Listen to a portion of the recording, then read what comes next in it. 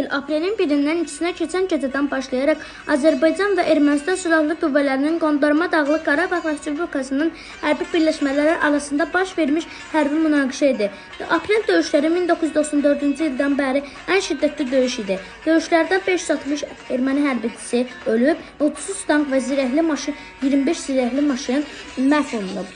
Döyüşlər Azərbaycan Silahlı Qüvvələri qələbəsi ilə nəticələnmişdir.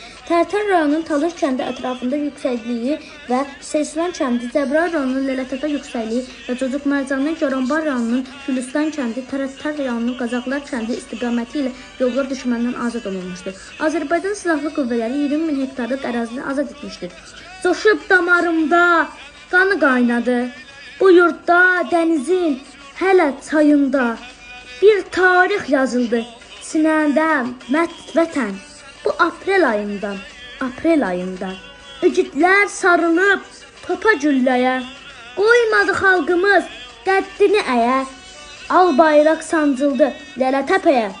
Bu aprel ayında hər kəs bir şüarda, hər kəs bir səsdə, çiçəklər bağlandı hey dəstə-dəstə, şəhidlər doğuldu zirvələr üstə. Bu aprel ayında ana yurt vicdandır, ruhdur, ürəkdir. Bir cüt gözümüzdə torpaq bərabəkdir. Türk oğlu vətəni göylərə çəkdi.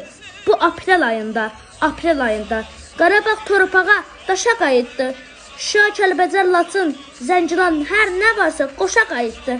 Artıq biz aprel ayında vətənə qayıtdıq.